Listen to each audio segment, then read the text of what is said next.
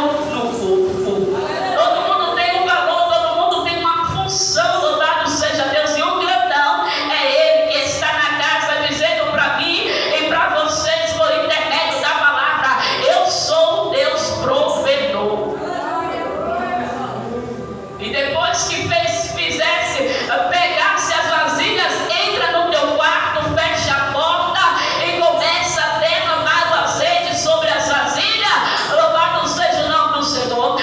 Nesta noite o Senhor está dizendo para a gente, quando a gente passa por um momento difícil, é necessário a gente clamar.